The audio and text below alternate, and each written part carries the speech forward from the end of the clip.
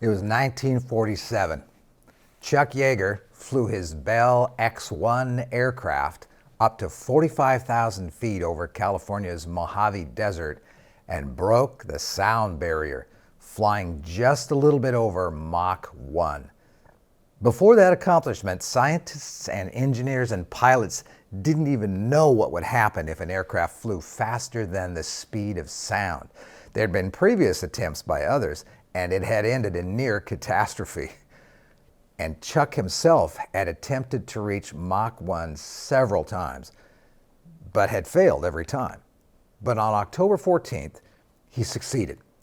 Just 2 nights before that, though, he had the flight scheduled. They were going to fly and make this happen. I think it was his 9th attempt that they were going to go up to see if they could break the sound barrier. And he was out riding, and he fell off a horse and broke 2 ribs. He was in an incredible amount of pain.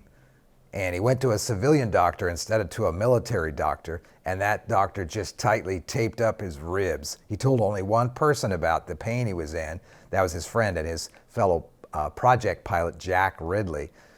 And they chose to make this flight anyway. The weather was going to be just right, and he was not going to be able to turn around. He had to do this.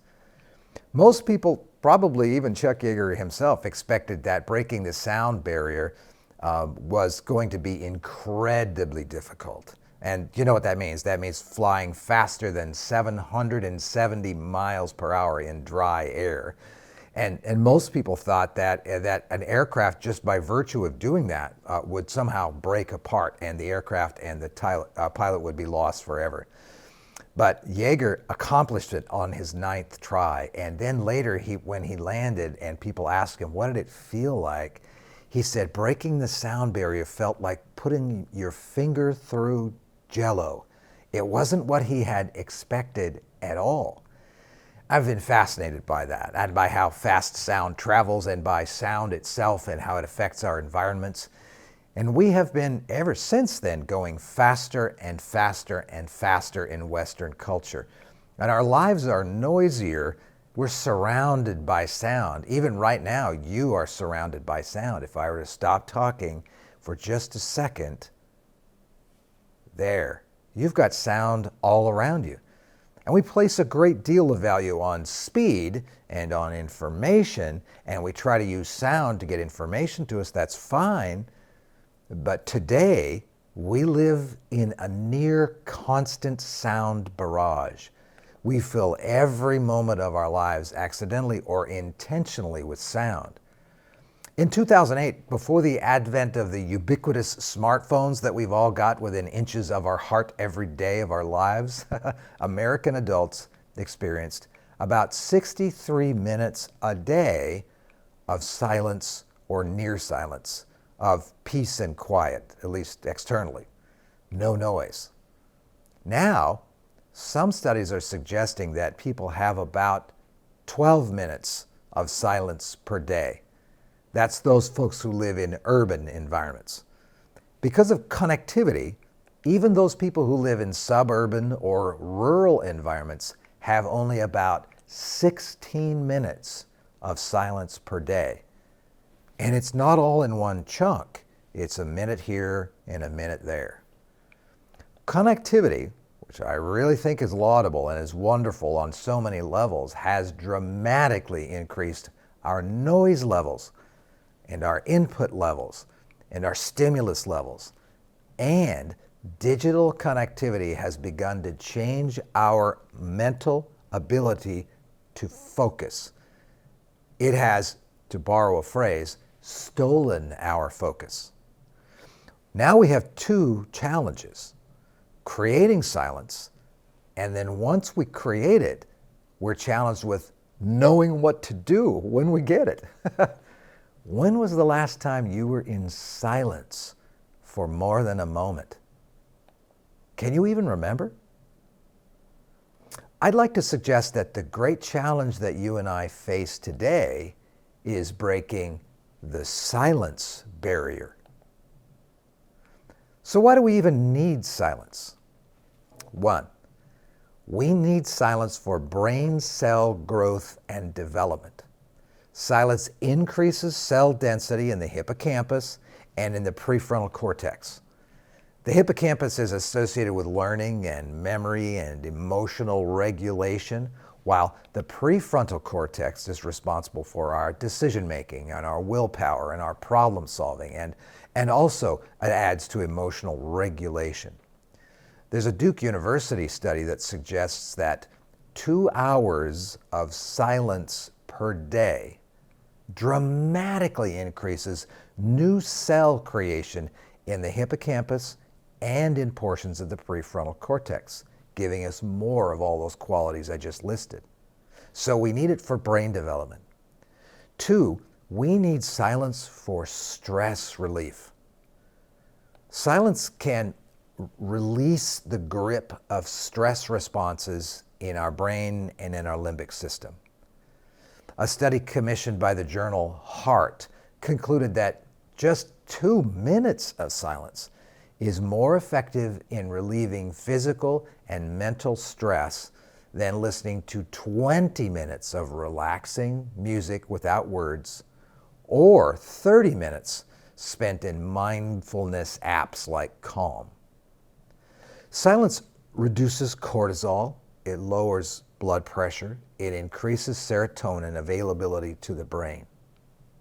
So the third reason why you and I need silence is for improved memory. Silence improves both long and short-term memory. And when we have better memory, it results in better judgment and better decision-making. The fourth benefit we get from silence is what some have come to call mindfulness. The benefit is it improves our ability to be present and to fully engage with our surroundings and our experiences and with the people we encounter. To be literally right here, right now, not bouncing around in other time zones in our mind. The fifth benefit of the discipline of silence is creativity. Silence can unlock creativity like nothing else. As long as we don't spend that time in silence just ruminating, just petting the fur off of something and worrying about something over and over and over. As long as we don't do that, if we use silence for what it can be used for, it will spur creativity amazingly. Also, silence benefits our sleep. Practicing deliberate moments of silence throughout the day, and especially silence in the last, say, 45 to 60 minutes before we go to bed, will significantly improve the quality of our sleep. So the list of benefits goes on and on and on. Silence is so good for us, but there's a barrier that we have with silence. Our lives and how we've arranged our lives and our relationships and our devices around us have created a barrier that needs to be broken, that I call the silence barrier. We have to work at getting into silence, since our world doesn't give us any accidental silence. Maybe we have to deliberately break that silence barrier, that barrier between noisy, busy life and silence, and then enter into the valuable practice of the discipline of silence to begin to experience its benefits. So let's get practical. How do you break the silence barrier? I practice the discipline of silence regularly and have done so for years. I've deeply benefited from this discipline. Here's what I've learned. First of all, I need to recognize the value of silence. Secondly, I need to notice how challenging it is. Therefore, there's resistance in my own being and in my own world around me to silence.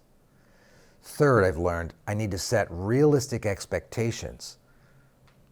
I'm not going to feel like being silent at first. I've got a Jack Russell Terrier on cocaine kind of brain.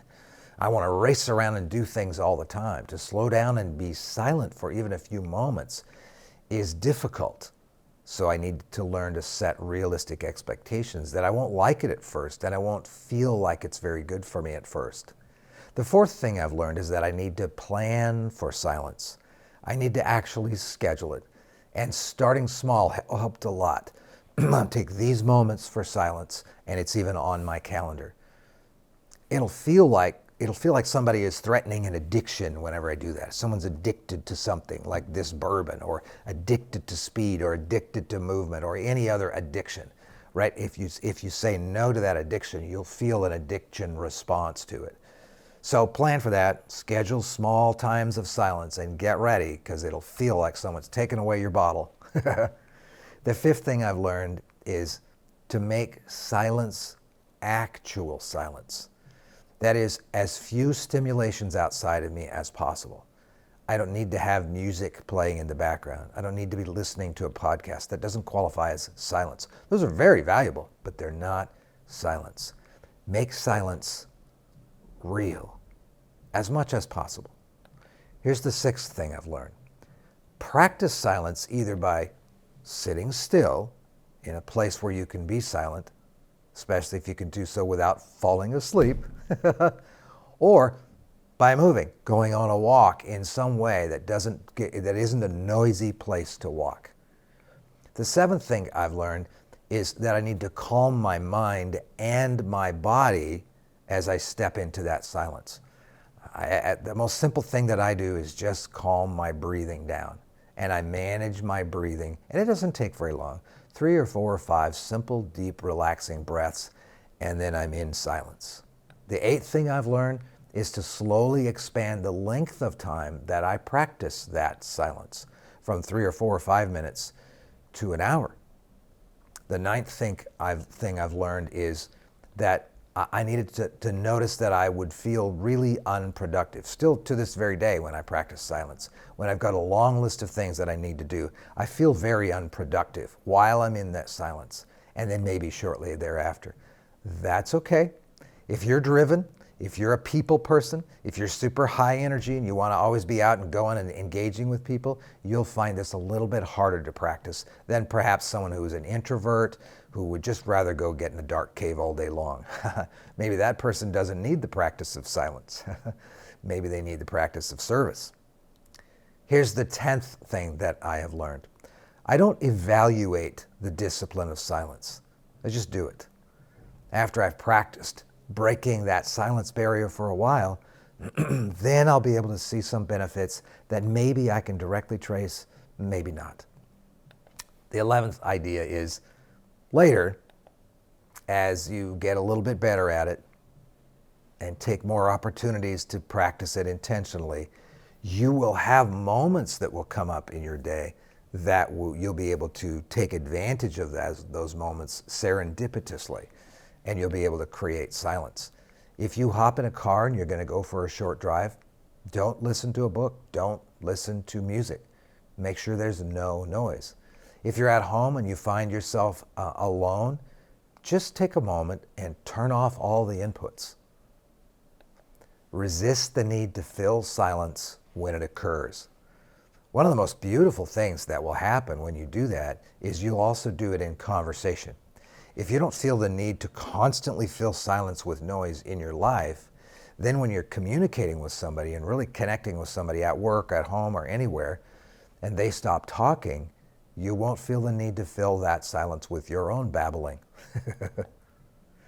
When space opens up on your calendar, when space opens up in a conversation, when space opens up anywhere, if you've practiced a little bit of this breaking the sound barrier of silence, this discipline, then when those moments open up for you, you'll recognize them as a true gift. They're like a nice, refreshing drink of water to your soul.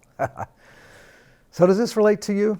Are you a person who could use a little bit of silence? Just not to get stuff done, but just to be quiet. Maybe it's time to break the silence barrier. You'll probably be glad you did. And like Chuck Yeager, your whole life is not going to fall apart. The airplane around you won't blow up. It'll be much more like putting your finger through Jell-O. Here's to you. Take care.